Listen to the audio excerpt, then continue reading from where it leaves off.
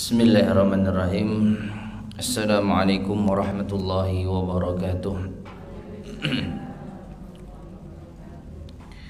Innal hamdalillah nahmaduhu wa nasta'inuhu wa nastaghfiruh wa na'udzu billahi min shururi anfusina wa min sayyiati a'malina. Man yahdihillahu fala mudilla lahu wa man yudlil fala hadiya lahu. وأشهد أن لا إله إلا الله وحده لا شريك له وأشهد أن محمدا عبده ورسوله اللهم صل وسلم وبارك على نبينا محمد وعلى آله وأصحابه ومن تبعهم بإحسان إلى يوم الدين أما بعد.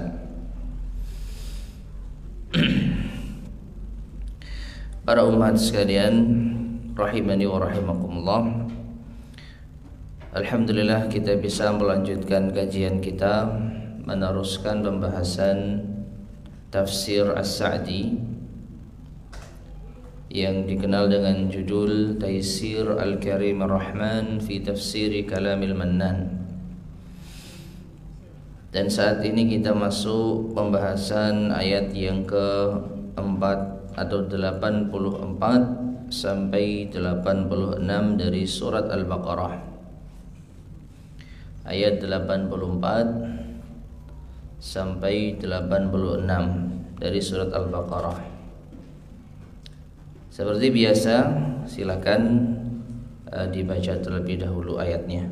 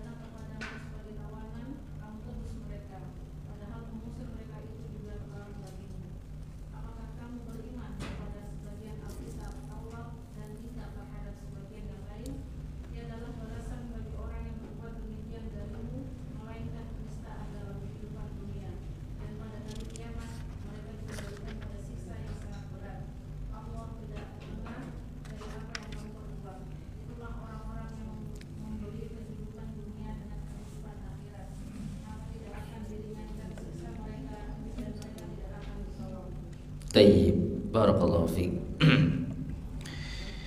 Allah Subhanahu wa taala berfirman, wa idz akhadna mitsaqakum, dan ingatlah ketika kami ambil perjanjian dengan kalian, yaitu kaum Bani Israel.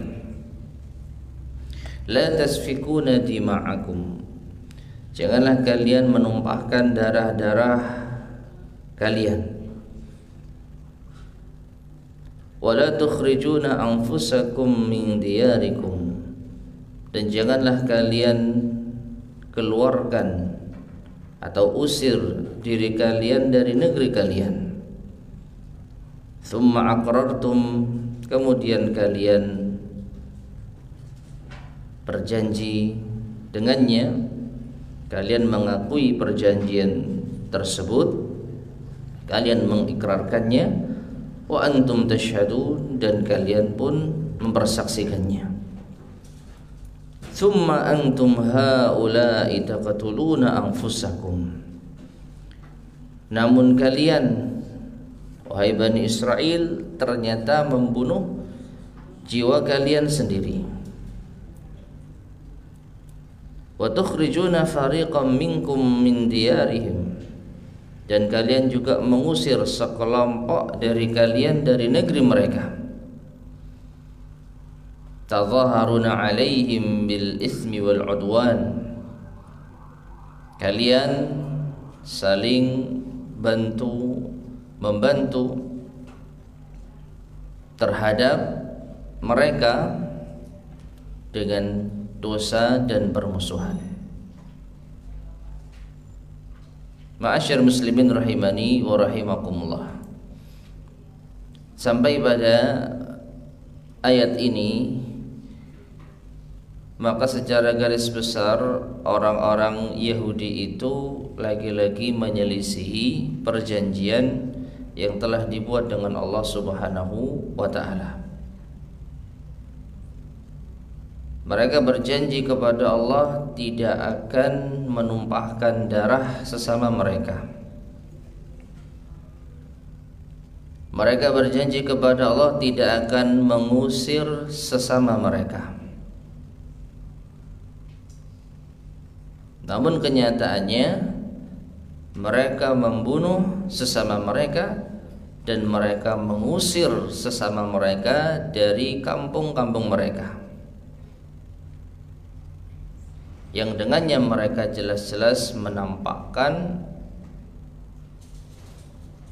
dosa dan permusuhan. Lalu setelah itu, wa iyyatukum usara, dan apabila mereka mendatangi kalian dalam keadaan tertawan, tufaduhum, kalian menebus mereka. Wa huwa muharramun alaikum ikhrajuhum, padahal diharamkan atas diri kalian untuk mengusir mereka.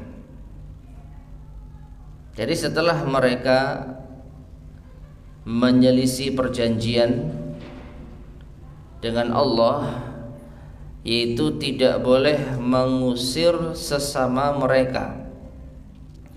Nanti perincian yang lebih jelas akan kita bacakan di dalam tafsirnya.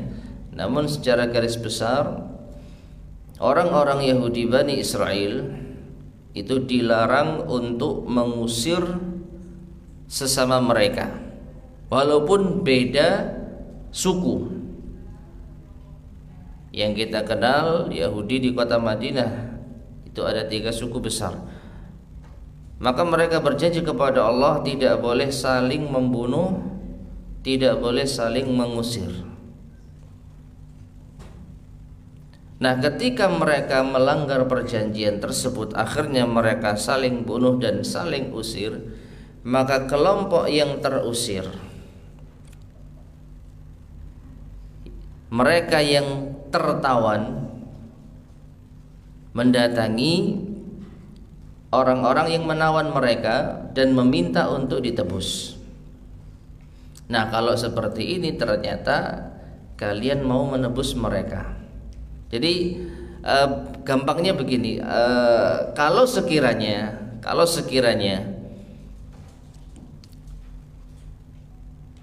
mereka tidak mengusir sesama mereka, maka tentu tidak akan ada yang namanya tawanan perang. Kalau mereka tidak saling membunuh, tidak saling mengusir, tentu tidak akan ada yang namanya tawanan perang. Dari sini harusnya tidak perlu terjadi adanya tawanan perang, karena dilarang untuk membunuh, dilarang berperang, dilarang mengusir.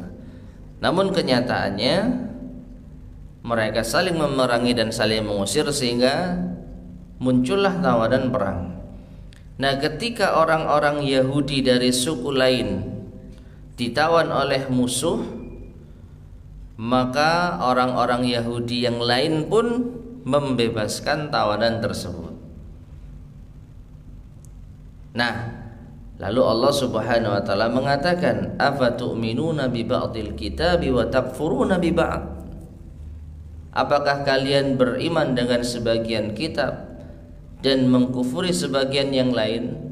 Artinya kalian hanya mengamalkan menebus tawanan sesama Yahudi, tetapi kalian tidak mengamalkan larangan berperang dengan sesama Yahudi, sesama ahli kitab.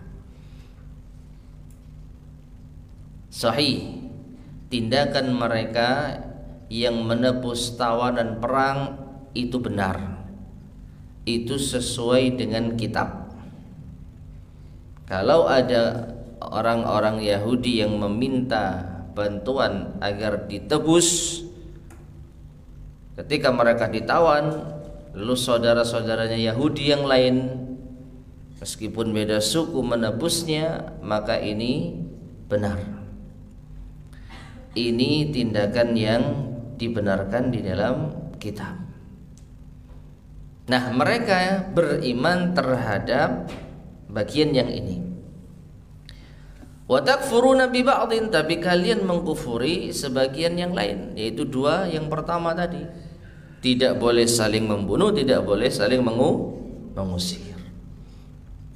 Maka Allah mengatakan, "Fama jazaa'u may yaf'alu dzalika minkum illa khizyun fil hayatid dunya." Maka tidaklah balasan bagi orang yang melakukan hal yang demikian itu di antara kalian melainkan kehinaan di kehidupan dunia. Wa yaumal qiyamati yuradduna ila asyaddil azab, dan pada hari kiamat mereka akan dikembalikan kepada azab yang lebih pedih. Wa mallahu bighafilin amma ta'malun, dan Allah tidak lalai dari apa yang kalian kerjakan. Ulaika alladzina ishtarawul hayatad dunya bil akhirah. Mereka itu adalah orang-orang yang membeli kehidupan dunia dengan akhirat. Fala yukhaffafu anhumul azabu wala hum yunsarun. Maka tidak akan diringankan dari mereka siksa dan tidak pula mereka diberi pertolongan. Baik, jadi ma'asyiral muslimin rahimani wa rahimakumullah, di antara perbuatan Yahudi anak keturunan Bani Israel itu adalah beriman kepada sebagian kitab dan kufur kepada sebagian yang lainnya, yang dengan sebab itu mereka mendapatkan kehinaan di dunia dan akan disiksa di akhirat. Sekarang kita baca penjelasan dari al-muallif Syekh Abdurrahman Ibn Nasir As-Sa'di rahimahullahu ta'ala. Berkata al-mu'allif rahimahullah, wa hadzal fi'lul madhkuru fi hadhil ayah, dan perbuatan yang disebutkan di dalam ayat ini, fi'lun lilladzina kanu fi zamanil wahyi bil Madinah, adalah perbuatan yang dilakukan oleh mereka di zaman turunnya wahyu di kota Madinah. Jadi untuk ayat ini Allah Subhanahu wa taala menceritakan kondisi terkini. Karena ayat-ayat sebelumnya yang membahas tentang Bani Israel itu menceritakan kaum Bani Israel di zaman dahulu, di zamannya Nabi Musa alaihi salam dan seterusnya, yang diharapkan agar anak keturunan mereka Bani Israel yang ada di kota Madinah mengambil pelajaran. Barangkali di antara mereka ada yang sadar dan mau kembali kepada kebenaran dengan dikisahkannya para pendahulu mereka yang banyak durhaka kepada Allah Subhanahu wa taala. Namun untuk ayat ini Allah langsung menceritakan, memperingatkan tentang kondisi terkini orang-orang Yahudi anak keturunan Bani Israel di kota Madinah. Jadi ada perbedaan ya. Kalau ayat-ayat sebelumnya tentang para pendahulu mereka, adapun ayat ini maka langsung ditujukan kepada mereka. Wadzalika annal Aus wal Khazraj, yang demikian itu bahwasanya Aus dan Khazraj, wahumul Ansar, dan mereka adalah sahabat Ansar, kanu qabla mab'atsin Nabi sallallahu alaihi wasallam musyrikin. Mereka sebelum diutusnya Nabi sallallahu alaihi wasallam mereka adalah orang-orang musyrik. Jadi ada dua suku besar di kota Madinah, Aus dan Khazraj, yang mereka adalah orang-orang musyrik sebelum diutusnya Nabi sallallahu alaihi wasallam. Wa kanu yaqtatiluna ala adatil jahiliyah, dan mereka itu saling berperang sesuai dengan kebiasaan masyarakat jahiliyah. Aus dan Khazraj itu tidak henti-hentinya berperang di masa jahiliyah, sampai dikenal satu perang besar dan abadi di antara mereka yang disebut dengan perang, ada yang tahu? Perang apa? Di masa jahiliyah sebelum diutusnya Rasulullah sallallahu alaihi wasallam, Aus dan Khazraj itu memiliki perang abadi yang dinamakan perang, ada yang tahu? Sebelum Nabi diutus sallallahu alaihi wasallam, perang Bu'as. Perang Bu'as. Bu'as, ba ain alif sa. Bu'as ya, bukan buas ya, Bu'as. Nah, perang Bu'as ini perang abadi yang terjadi antara Aus dan Khazraj hingga akhirnya Allah Subhanahu wa taala mengutus Nabi kita Muhammad sallallahu alaihi wasallam dan menjadikan mereka damai. Setelah datangnya Islam, maka mereka Aus dan Khazraj menyatu, membaur dalam satu nama, yaitu sahabat Ansar. Sahabat Ansar. Nah, ketika di masa jahiliyah Aus dan Khazraj itu berperang, maka fanazalat alaihimul firaqus thalathu min firaqil yahud, maka turunlah kepada mereka, maksudnya kelompok-kelompok yang tiga dari kelompok Yahudi ya, Bani Quraidah, Bani Nadir dan Bani Qainuqa, itu ikut bergabung bersama Aus dan Khazraj.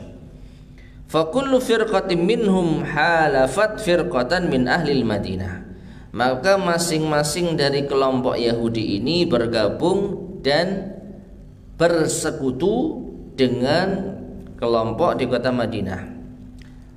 Saya lupa siapa disekutu dengan siapa, yang jelas dua di antara tiga kelompok Yahudi ini bergabung dalam satu suku, Aus atau Khazraj.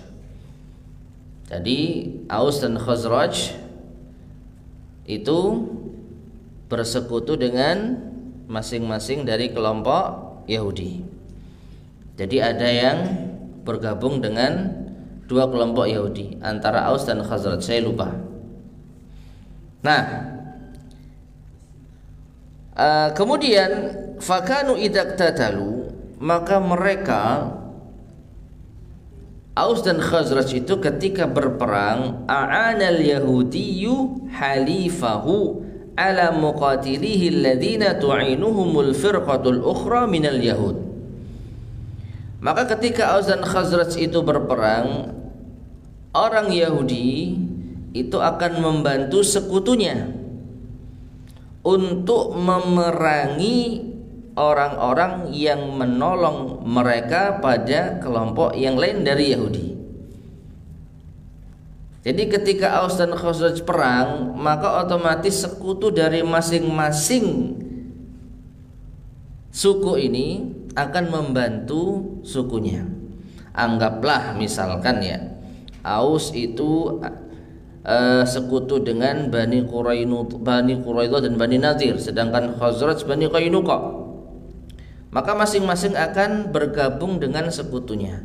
Otomatis akan terjadi peperangan antar apa? Antar suku Yahudi.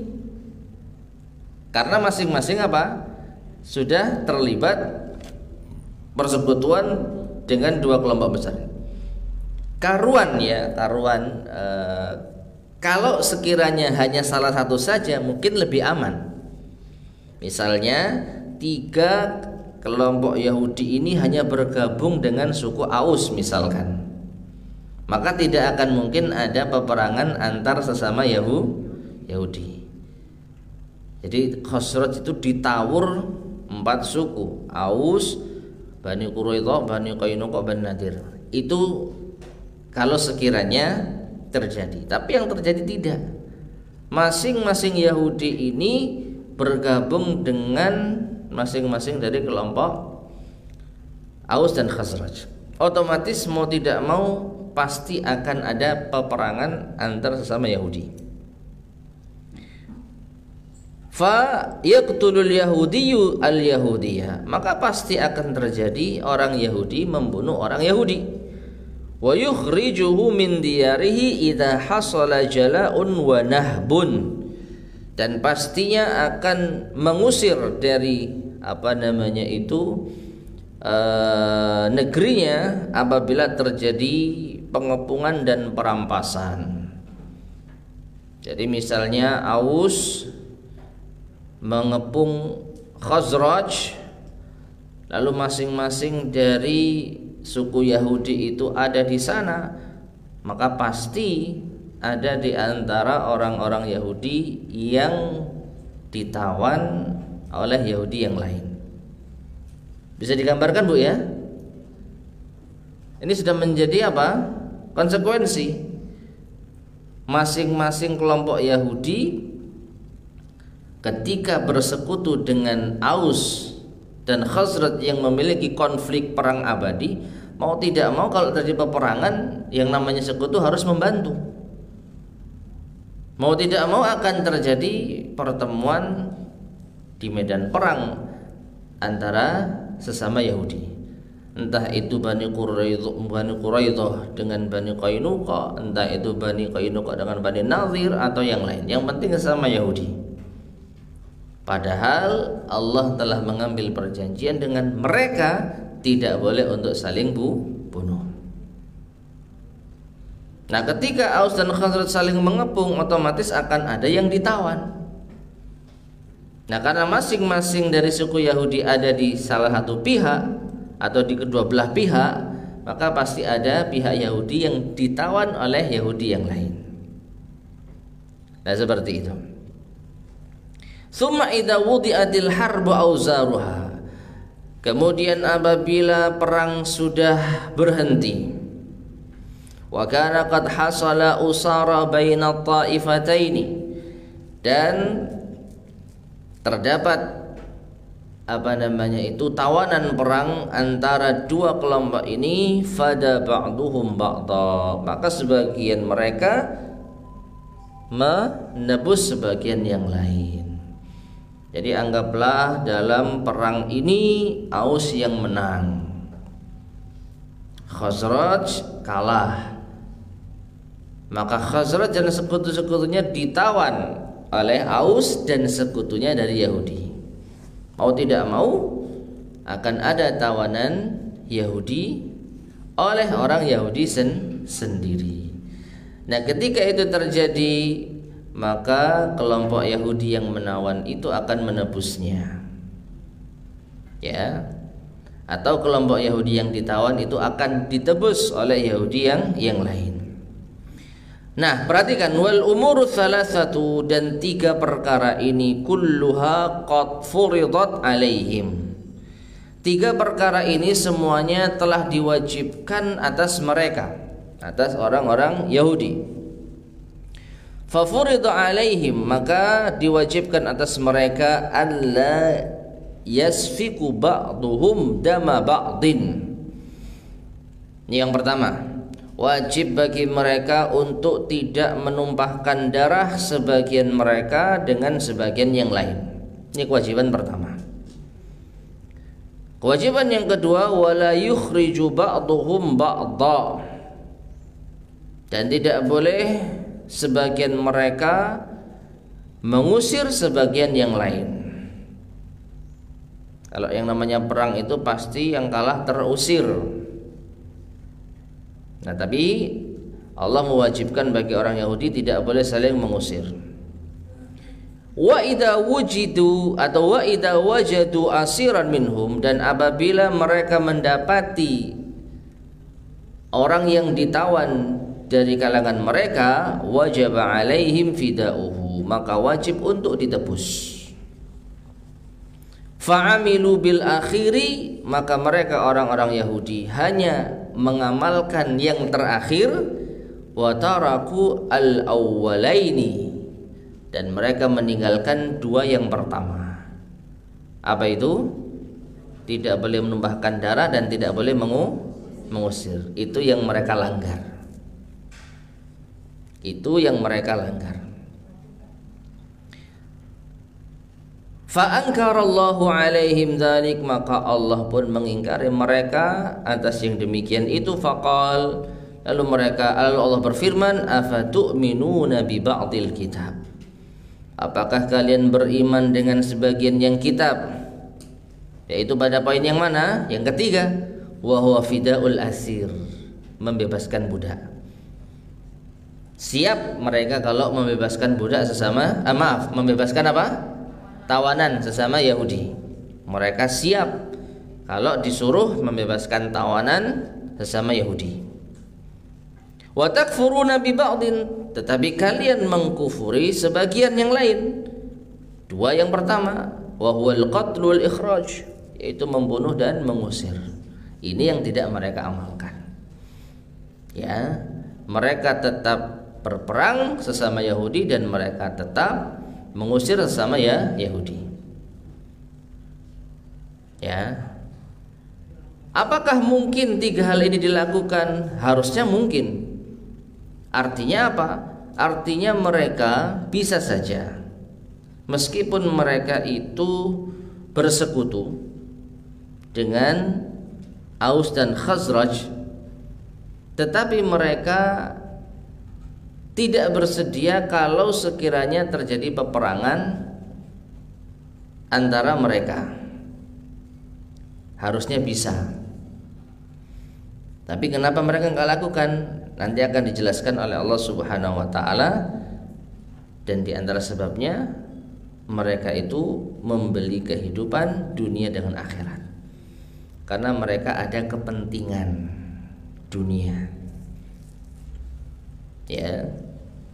Jadi sekiranya jamaah sekalian, misalkan mereka tidak mau berperang kalau ketemu dengan sesama Yahudi. Mereka tidak mau mengepung perkampungan yang di sana ada orang Yahudinya, maka mereka akan aman.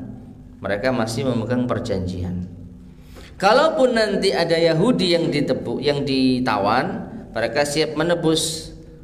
Nah, ini aman. Mereka nggak ikut perang, nggak ikut mengepung. Tapi kalau ada korban dari Yahudi yang ditawan, mereka siap menebus. Nah, ini aman. Tapi nyatanya mereka ikut perang, mereka ikut mengusir dan mengepung, dan mereka juga menjalankan yaitu penebusan. Wa fiha, kemudian kata Syekh rahimahullah, dan di dalamnya akbaru dalilin, terdapat dalil yang besar, ala annal imana, bahwasanya keimanan itu yaqtadhi fi'lal awamir, iman itu berkonsekuensi menjalankan perintah, wajtinaban nawahi, dan menjauhi larangan. Wa anal ma'murati minal iman, dan mengerjakan perintah itu termasuk bagian dari keimanan. Ya. Jadi di antara konsekuensi keimanan ya harus menjalankan perintah Allah dan menjauhi larangan Allah. Orang-orang Yahudi dikatakan tidak beriman karena mereka tidak menjalankan perintah dan mereka justru melanggar perintah, dan mereka melakukan larangan-larangan Allah Subhanahu wa taala. Faqala ta'ala, maka Allah pun mengatakan, fama jazaa'u man yaf'alu dzalika minkum illa khizyun fil hayatid dunya. Maka tidak ada balasan bagi orang yang mengerjakan demikian itu di antara kalian melainkan kehinaan di kehidupan dunia. Waqad waqa'a dzalik, dan sungguh itu telah terjadi. Fa akhzahumullah, Allah telah menghinakan mereka. Wa sallata rasulahu alaihim, dan Allah telah menguasakan mereka oleh siapa? Rasulullah sallallahu alaihi wasallam. Allah telah menjadikan Rasulullah sallallahu alaihi wasallam berkuasa atas mereka. Faqatala man qatala, maka Nabi sallallahu alaihi wasallam membunuh orang yang dibunuh. Wasaba man saba minhum, dan beliau juga menawan orang yang ditawan dari mereka. Wa ajla man ajla, dan Rasulullah juga mengepung orang yang mengepung orang yang dikepung dari kalangan mereka. Nah, ini kehinaan orang-orang Yahudi di mana? Di dunia. Ya, diawali dengan Bani Qainuqa yang dikepung oleh Rasulullah sallallahu alaihi wasallam selama 15-an hari kalau tidak salah. Ya, hingga persediaan makan mereka habis. Hingga akhirnya Rasulullah SAW mengusir mereka. Hampir saja mereka dibunuh, tetapi Abdullah bin Ubay bin Salul memainkan perannya sebagai orang munafik. Abdullah bin Ubay bin Salul merengek kepada Nabi SAW, meminta agar Yahudi Bani Qainuqa tidak dibunuh. Akhirnya Rasulullah SAW memenuhi permintaan Abdullah bin Ubay bin Salul. Diusirlah Yahudi Bani Qainuqa. Satu Yahudi telah diselesaikan oleh Rasulullah SAW. Kemudian berikutnya Yahudi Bani Nadhir juga sama. Dan yang terakhir Yahudi Bani Quraidah.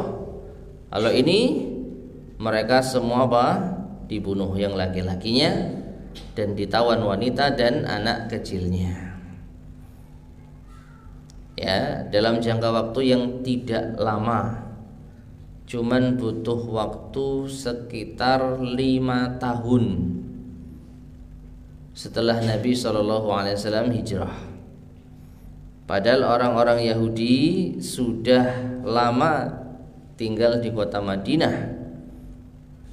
Orang-orang Yahudi sudah menempati kota Madinah sejak lama, seiring dengan peperangan antara Aus dan Khazraj. Namun setelah Aus dan Khazraj bersatu di bawah panji Islam dengan nama Ansar, maka 5 tahun setelahnya Yahudi telah terusir dari kota Madinah, bersih dari kota Madinah. Nah, ini adalah kehinaan, ya, kehinaan di dunia. Wa yaumal qiyamati yuradduna ila asyaddil azab, dan pada hari kiamat mereka kelak dikembalikan kepada azab yang lebih dahsyat. Ai a'zamahu, azab yang lebih besar. Wa mallahu bighafilin amma ta'malun, dan Allah tidak lalai dari apa yang kalian kerjakan. Kemudian thumma akhbara ta'ala anis sababil ladzi aujaba lahumul kufra bi ba'dil kitab. Kemudian Allah Ta'ala mengabarkan tentang sebab yang mengharuskan mereka mengkufuri sebagian kitab. Ya, kenapa mereka itu berani mengkufuri sebagian kitab? 2 hal yang pertama tadi, kenapa mereka berani membunuh sesama mereka dan mengusir sesama mereka, padahal itu dilarang. Itu perjanjian yang sudah Allah tetapkan bagi mereka. Faqal, maka Allah katakan, ulaika alladzina ishtarawul hayatad dunya bil akhirah. Ya, mereka itu orang-orang yang membeli kehidupan dunia dengan akhirat. Apa maksudnya membeli kehidupan dunia dengan akhirat? Jual beli itu kan hakikatnya tukar menukar, Bu, ya. Uang ditukar dengan barang, kan gitu. Nah, biasanya barang yang didapatkan itu lebih dibutuhkan dibandingkan dengan barang yang dikeluarkan. Karena kita butuh beras, kita rela mengeluarkan uang untuk beli beras. Karena kita butuh mobil, kita rela mengeluarkan uang untuk beli mobil. Nah, orang-orang Yahudi itu ternyata lebih butuh dunia dibandingkan dengan akhirat. Ya, mereka sudah punya akhirat kalau mereka menjalankan perintah-perintah Allah, tapi mereka tukar akhirat mereka dengan dunia. Nah, itulah alasan mereka. Nah, dari sisi mana? Perhatikan, tawahamu, mereka memiliki prasangka yang lemah, annahum illam yu'inu hulafa'ahum, kalau sekiranya mereka tidak menolong sekutu mereka. Kalau Aus manggil, mereka tidak mau ikut perang. Kalau Khazraj manggil, mereka tidak mau turut serta. Hasalalahum arun, maka mereka menduga mereka akan mendapatkan celaan. Kok tidak mau nolong sekutunya? Fakhtarun nara 'alal 'ari, maka mereka lebih memilih neraka daripada celaan manusia. Kan paling banternya, kalaupun ini benar, Aus misalnya minta tolong sama Yahudi Bani Quraidah karena sekutunya. Bani Quraidah, ya, ayo kita perang dengan Khazraj dan sekutunya. Bani Quraidah mengatakan, wah, kalau musuh Yahudi saya tidak mau. Sama Yahudi kita punya perjanjian tidak berperang. Ah, kamu sekutu yang apa, misalkan dicela, kamu sekutu yang tidak benar, kamu sekutu yang tercela. Nah, paling banter kan cuma dapat celaan saja. Tapi mereka masih mendapatkan masih menjalankan kewajiban dan perjanjian dengan Allah Subhanahu wa taala. Nah, mereka lebih milih tidak dicela daripada mereka melanggar perintah Allah. Bahasa gampangnya, mereka lebih memilih tidak dicela manusia daripada mereka dicela oleh Allah. Jadi menurut mereka pujian manusia lebih penting daripada pujian Allah. Bagi mereka celaan Allah itu lebih rendah dibandingkan dengan celaan manusia.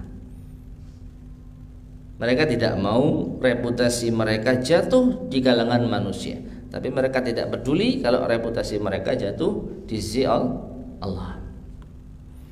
Ya, maka mereka lebih memilih neraka karena melanggar perjanjian daripada mereka memilih dicela oleh manusia. Falihada qal, karena inilah Allah berfirman, fala yukhaffafu anhumul adzab, maka tidak akan diringankan bagi mereka siksa. Itu pilihan mereka sendiri. Bal huwa baqin ala syiddatihi, bahkan tetap dengan yaitu dahsyatnya. Artinya siksa bagi orang-orang Yahudi itu tetap sedahsyat mungkin. Wala yahsulu lahum rahatun biwaqtin minal awqat, dan tidak akan ada kesempatan bagi mereka untuk istirahat di satu waktu dari waktu-waktu yang ada. Jadi terus menerus siksaan itu menimpa mereka, nggak ada jedanya, nggak ada waktu istirahatnya. Walahum yunsarun, dan tidak pula mereka mendapat pertolongan. Ai yudfa'u anhum makruh, tidak akan diangkat hal-hal yang mereka benci dari diri mereka. Ya maksudnya ya mereka akan senantiasa disiksa dan tidak ada pertolongan sedikit pun. Nah, ma'asyiral muslimin rahimani wa rahimakumullah, inilah diantara perbuatan orang Yahudi di zaman Nabi SAW. Mereka melanggar perjanjian dengan memerangi sesama mereka dan mengusir sesama mereka, yang itu merupakan celaan bagi mereka di sisi Allah Subhanahu wa ta'ala. Namun karena mereka lebih gengsi kepada manusia, mereka tidak mengindahkan yaitu aturan Allah Subhanahu wa ta'ala, sehingga mereka layak untuk mendapatkan siksa, dan sebelumnya mereka mendapatkan kehinaan. Dan ini yang sering saya sampaikan, ma'asyar muslimin rahimani wa rahimakumullah. Orang yang membeli dunia dengan akhirat, orang yang mengorbankan akhirat demi dunia, maka tidak akan lama menikmati dunianya dan akan selama-lamanya kehilangan akhiratnya. Orang kalau lebih milih dunia daripada akhirat, maka kalaupun dapat dunia maka nggak lama, tidak akan lama kalaupun dapat. Namun mereka sudah pasti kehilangan akhirat selama-lamanya. Ini sudah ketentuan Allah Subhanahu wa ta'ala. Berbeda dengan orang yang memilih akhirat. Nampaknya mereka nggak dapat dunia, tapi kebanyakan Allah Subhanahu wa ta'ala justru memberikan mereka dunia. Dan sebagai perbandingan yang sangat jelas adalah ini orang-orang Yahudi dan para sahabat radhiyallahu ta'ala anhum. Orang-orang Yahudi mengorbankan akhirat demi apa? Dunia. Apa yang didapat? Dunianya nggak dapat, akhiratnya juga nggak dapat. Ya, dunianya hilang dari mereka dalam waktu 5 tahun, kurang 5 tahun mereka sudah terusir, sudah tidak ada lagi wujud mereka di kota Madinah. Alhamdulillah, kita bersyukur kepada Allah Subhanahu wa ta'ala. Ya. Dan di akhirat mereka mendapatkan siksa. Di dunia hina, di akhirat dapat siksa. Ini contoh orang yang mengorbankan akhirat demi dunia. Berbeda dengan para sahabat radhiyallahu ta'ala anhum. Mereka masuk Islam demi akhirat. Mereka berjuang demi akhirat. Apa yang mereka dapatkan? Dunia dan akhirat. Pada masanya, pada waktunya Allah memenangkan Islam. Memang tidak semua. Di antara para sahabat ada yang gugur di medan pertempuran, tidak sempat merasakan dunia. Tapi itu sedikit. Mayoritas para sahabat ia mendapatkan masa kejayaan Islam. Dibukakan bagi mereka dunia, dibentangkan bagi mereka dunia. Padahal Rasulullah SAW memotivasi mereka untuk dapat apa? Akhirat.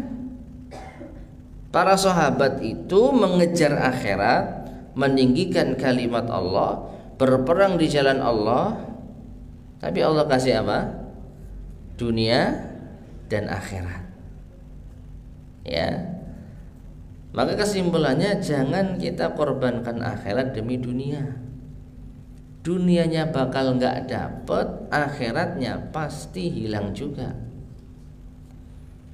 Kalaupun dapat, itu hanya sementara dan sebentar, nggak lama. Kalaupun dapat, ya, itu pun kita mengorbankan akhirat tadi. Dan apa yang kita dapatkan belum apa-apa, cuman secuil dunia saja.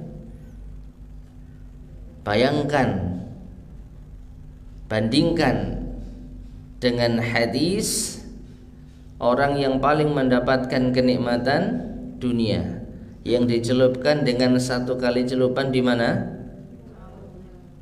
Di neraka. Hah? Di mana tadi Bu katanya? Di lautan. Di neraka.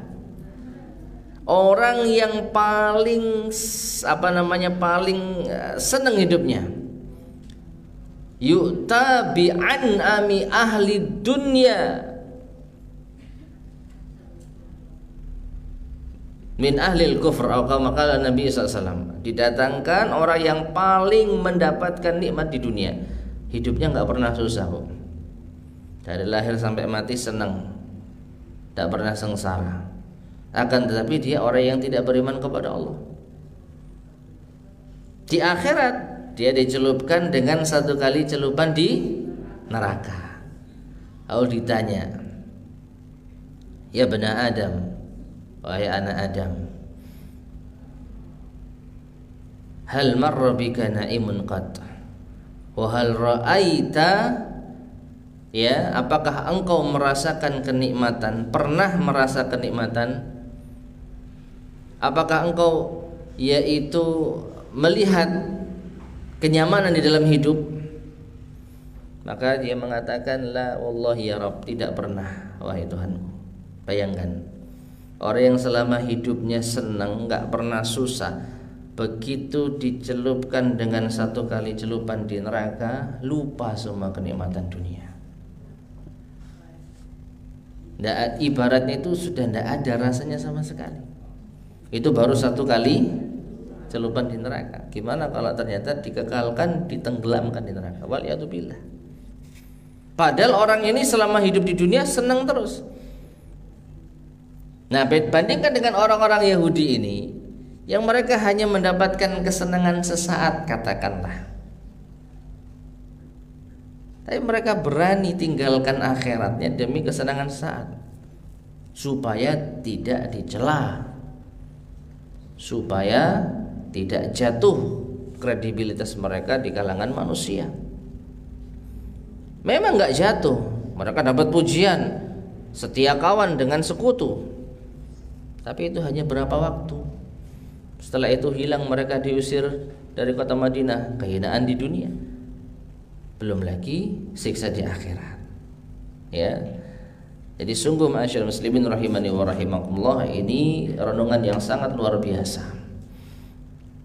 Mengambil pelajaran dari orang-orang Yahudi yang berani membeli dunia dengan akhirat, yang berani menukar yaitu akhirat dengan dunia. Maka kehinaan di dunia didapat dan juga siksa di akhirat. Maka sebagai seorang muslim jangan sampai kita meniru jejak langkah mereka yang berani menukar yaitu akhirat dengan dunia. Dijamin dunia itu akan hilang, sirna, ya, dan akhirat kita pun akan gagal. Wallahu a'lam bishawab. Baik, silakan dilanjutkan ayat yang ke-87.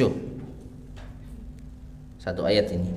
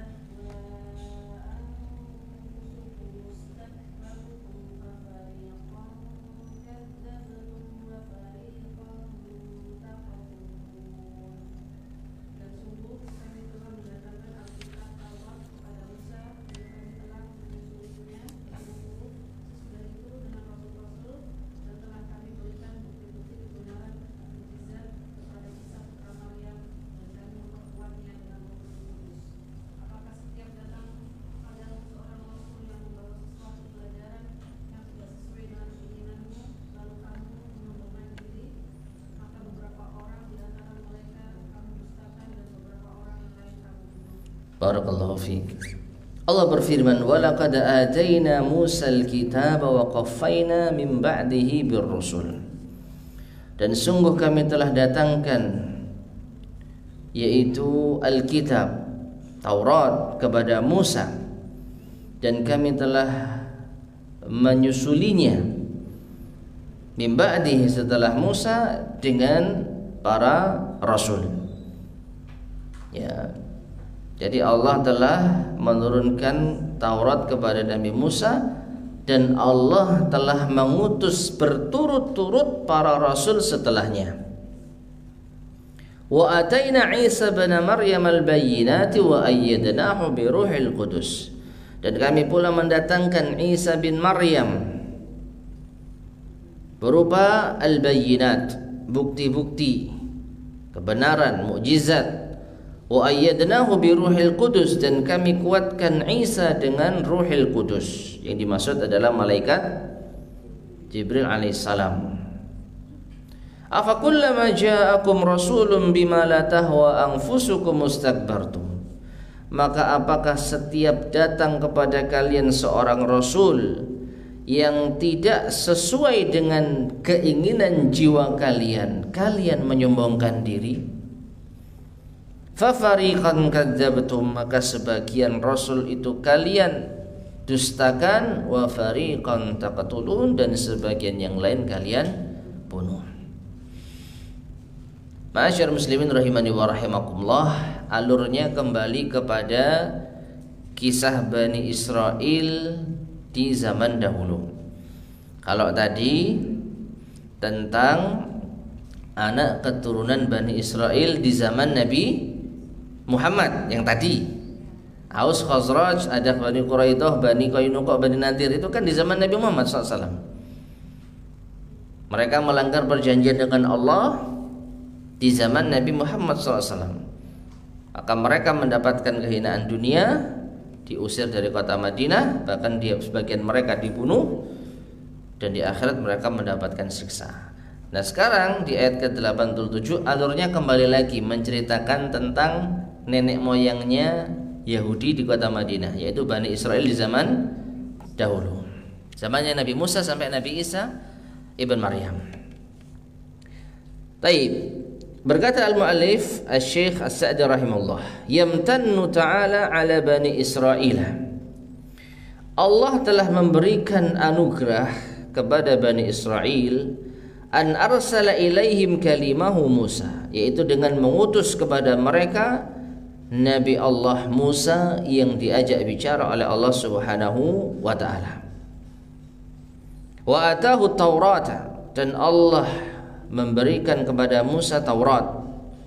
Tsumma taba'a min ba'dihi birrusul. Kemudian Allah berturut-turut mengutus setelah Nabi Musa dengan para rasul. Alladzina yahkumuna bit Taurat, yang berhukum dengan Taurat. Taib, ma'asyar muslimin rahimani wa rahimakumullah. Dari sini kita bisa mengambil sedikit faidah di antara pendapat perbedaan antara Nabi dan Rasul itu dari sisi ini. Kalau Rasul itu diutus oleh Allah Subhanahu wa taala dengan membawa syariat yang baru. Nabi Musa alaihissalam diutus oleh Allah sebagai Rasul dengan membawa Taurat. Nah, setelah itu diutuslah para nabi setelahnya. Meskipun Allah Subhanahu wa taala juga mengungkapkan dengan bahasa rusul. Karena secara bahasa yang namanya rusul itu jamak dari rasul yang artinya utusan. Ya. Nabi juga utusan. Hanya saja ketika Allah Subhanahu wa taala menurunkan Taurat kepada Nabi Musa alaihissalam, yang beliau adalah rasul Maka setelah itu Allah mengirim para nabi-nabi yang meneruskan ajarannya Nabi Musa alaihissalam. Jadi tidak membawa syariat baru, tapi meneruskan syariat Nabi sebelumnya. Ila an khatama anbiya'ahum, hingga Allah mengakhiri nabi mereka bi Isa bin Maryam alaihimussalam, dengan Nabi Isa bin Maryam alaihimussalam. Nabi terakhirnya Bani Israel siapa? Nabi Isa alaihissalam. Sudah, itu terakhir. Setelah itu Nabi Muhammad SAW diutus kepada seluruh alam semesta dan bukan dari kalangan Bani Israel. Jadi Nabi terakhir dari kalangan mereka adalah Nabi Isa bin Maryam. Wa atahu minal ayatil bayyinat ma yu'minu ala mislihil basharu. Dan Allah memberikan kepada Nabi Isa al-ayat, ayat-ayat dan al-bayyinat yang menjelaskan petunjuk-petunjuk ma yu'minu ala mislihi al-bashar, yang yaitu beriman dengannya manusia. Wa ayyadnahu bi ruhil qudus, dan kami yaitu Allah Subhanahu wa taala telah menguatkannya dengan Ruhil Qudus. Nah, perhatikan di sini, qala aktsarul mufassirin, kebanyakan ahli tafsir berpendapat innahu Jibril alaihi salam. Yang dimaksud dengan Ruhul Qudus adalah malaikat Jibril alaihi salam. Wa qila, dan ada yang mengatakan innahul iman. Ruhul Qudus menurut sebagian ahli tafsir itu adalah keimanan. Ya, keimanan. Alladzi yu'ayyidullahu bihi ibadahu, yang dengannya Allah menolong hamba-hambanya. Jadi ada dua tafsir tentang Ruhul Qudus. Kebanyakan para ahli tafsir berpendapat bahwa Ruhul Qudus itu adalah malaikat Jibril alaihissalam, sehingga maknanya Allah telah memberikan pertolongan Nabi Isa dengan didampingi malaikat Jibril. Sedangkan pendapat sebagian yang lain mentafsirkan Ruhul Qudus adalah iman, sehingga maknanya Allah Subhanahu wa taala telah memberikan keimanan kepada Nabi Musa alaihissalam, yang dengannya Nabi Musa mendapatkan pertolongan dari Allah Subhanahu wa taala. Taib. Kemudian ma'asyiral muslimin rahimani wa rahimakumullah. Tsumma ma'a hadhihi ni'ami allati la yaqdiru atau allati la yuqdaru qadruha. Kemudian setelah keimanan atau setelah kenikmatan-kenikmatan ini yang tidak terhingga, kenikmatan yang tidak dapat diukur banyaknya, saking banyaknya, lima ataukum, ketika kenikmatan itu datang kepada kalian wahai Bani Israel, bima la tahwa anfusukum istakbartum, kalau tidak sesuai dengan hawa nafsu kalian, keinginan jiwa kalian, kalian menyombongkan diri. Maksudnya apa jemaah? Mereka itu sudah dapat nikmat diutus Nabi dan Rasul. Itu nikmat yang sangat besar. Karena apa? Orang yang tidak mendapatkan petunjuk dari Nabi dan Rasul mustahil bisa menempuh jalan keselamatan. Dan orang yang tidak bisa menempuh jalan keselamatan otomatis akan tersesat di dunia dan di akhirat. Maka dengan diutusnya para nabi dan rasul itu nikmat. Jadi umat itu bisa menempuh jalan keselamatan dengan petunjuk Nabi dan Rasul. Nah, nikmat yang tidak terhitung ini ketika telah mendatangi kalian tapi tidak sesuai dengan hawa nafsu kalian, kalian menyombongkan diri. Anil imani bihim, yaitu kalian tidak mau beriman kepada mereka, tidak mau beriman kepada para nabi yang tidak sesuai dengan nafsu mereka. Fafariqan minhum, maka sebagian dari mereka yaitu para nabi, kadzabtum, kalian dustakan. Wa fariqan, dan sebagian yang lain, taqtulun, kalian bunuh. Faqaddamtumul hawa 'alal huda, maka kalian telah mengedepankan hawa dibandingkan dengan petunjuk. Wa asartumud dunya 'alal akhirah, kalian lebih mendahulukan dunia dibanding akhirat. Wa fiha minat tawbihi wat tasydid ma la yakhfa, maka tentu ayat ini mengandung yaitu kecaman dan celaan yang sangat jelas, tidak samar lagi. Ya, sudah dapat nikmat diutusnya para nabi dan rasul, namun justru yang tidak sesuai dengan hawa nafsu mereka, mereka apa? Menolaknya. Dan penolakan mereka terkadang hanya dengan mendustakan, bahkan sampai pada tingkatan membunuh. Nah, ma'asyiral muslimin rahimani wa rahimakumullah, perhatikan ini. Perbuatan Bani Israel ini terhadap para nabi dari kalangan Bani Israel. Apa artinya? Apa faedah yang bisa kita ambil? Wong nabi yang berasal dari bangsa mereka sendiri saja mereka perlakukan seperti ini, maka apalagi nabi yang bukan dari kalangan Bani Israel seperti siapa? Nabi kita Muhammad SAW.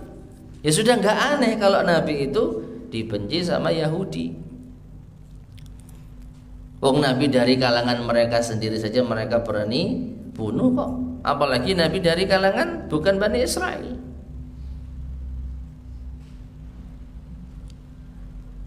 Nah, gitu itu mereka apa?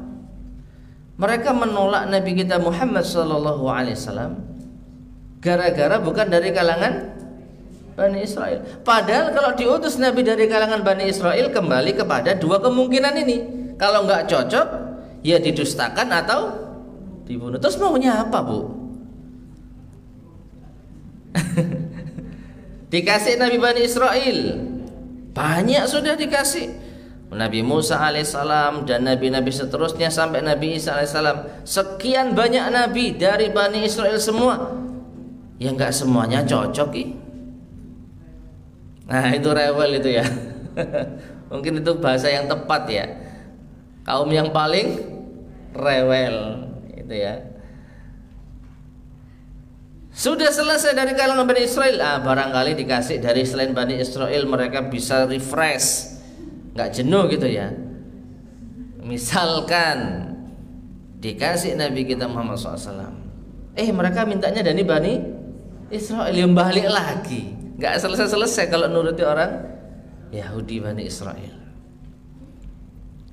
Kaum yang paling negatif ada di sana, yang paling buruk, yang paling keji, yang paling kejam, yang paling sombong, yang paling rewel, ya, yang paling membangkang, segala macam jenis keburukan ada pada mereka. Kaum yang paling apa? Sebutkan, ada pada mereka. Keburukan tentu saja ya, keburukan. Nah, ini luar biasa. Allah sudah berikan nabi-nabi dari kalangan Bani Israel, itu pun kalau nggak cocok ya ditolak, kalau nggak didustakan dibunuh. Baik, lanjut ayat yang ke-88.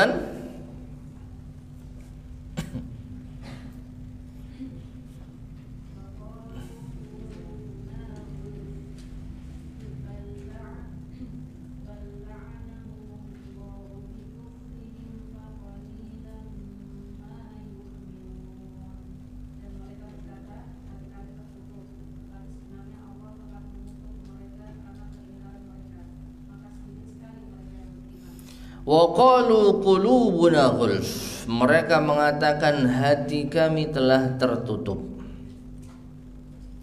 Bal la'anahumullahu bikufrihim, bahkan Allah telah melaknat mereka dengan sebab kekufuran mereka. Faqalilam ma yu'minun, maka sedikit sekali di antara mereka yang beriman. Apa maksudnya? Berkata al-mu'allif rahimahullah, ay i'tadharu 'anil iman, yaitu mereka membela diri. Mereka mengungkapkan uzur, kenapa kok mereka tidak mau beriman. Lamma da'autahum ilaihi, ketika engkau wahai Muhammad berdakwah pada mereka. Ya, jadi ketika Nabi kita Muhammad SAW mendakwahi mereka, mereka membela diri. Mereka punya alasan kenapa mereka tidak mau beriman kepada Nabi kita Muhammad SAW. Maka mereka seakan-akan mengatakan, ya ayyuhar rasul, wahai rasul utusan Allah, bi anna qulubahum ghulfun, bahwasanya hati mereka ya itu telah tertutup. Ai 'alaiha ghilafun wa aghtiyatun, yaitu di dalam hati-hati mereka itu ada pelapisnya dan ada penutupnya. Fala tafqahu ma taqul, sehingga mereka tidak faham apa yang kau ucapkan. Yakni, yaitu fayakunu lahum biza'mihim udhrun li'adamil ilm, maka menurut klaim mereka, mereka itu punya uzur karena tidak faham dengan apa yang disampaikan oleh Nabi kita. Jadi mereka beralasan tidak mudeng dengan apa yang disampaikan oleh Nabi kita Muhammad sallallahu alaihi wasallam. Yang kamu sampaikan nggak nyampe ke hati kita, ke otak kita, itu bahasa kita. Wa hadza kadzibun minhum, dan tentu saja ini dusta. Bagaimana mungkin mereka nggak paham? Jelas-jelas mereka paham. Jelas-jelas mereka kenal Nabi kita Muhammad SAW sesuai dengan yang tertera di kitab-kitab mereka. Kok bisa mereka nggak mudeng apa yang disampaikan oleh Nabi kita Muhammad SAW? Yang pada hakikatnya ya mereka merendahkan Nabi kita. Kok bisa Nabi kita yang menjelaskan dengan sangat gamblang dan berbicara dengan sangat fasih tidak dipahami? Ya, bal la'anahumullah, falihada qala ta'ala, karena inilah Allah berfirman, bahkan Allah melaknat mereka bikufrihim, dengan sebab kekufuran mereka. Ay annahum matruduna mal'unun, yaitu mereka diusir atau terusir dan terlaknat bisababi kufrihim, dengan sebab kekufuran mereka. Faqalilan al-mu'minu minhum, maka sedikit sekali di antara mereka yang beriman. Au qalilan imanuhum, atau sedikit sekali keimanan mereka. Wa kufruhum huwal katsir, dan kekufuran mereka itu yang paling banyak. Kalaupun mereka beriman, cuman sedikit sekali keimanan mereka. Apalagi kalau kita perhatikan dengan ayat yang sebelumnya, sebagian mereka imani, sebagian mereka dustakan. Yang lebih banyak yang didustakan. Ya. Taib. Insyaallah akan kita lanjutkan pada kesempatan berikutnya biidznillah subhanahu wa ta'ala. Kita akhiri, subhanakallahumma bihamdika asyhadu an la ilaha illa anta astaghfiruka wa atubu ilaik. Alhamdulillahirabbil alamin. Assalamualaikum warahmatullahi wabarakatuh.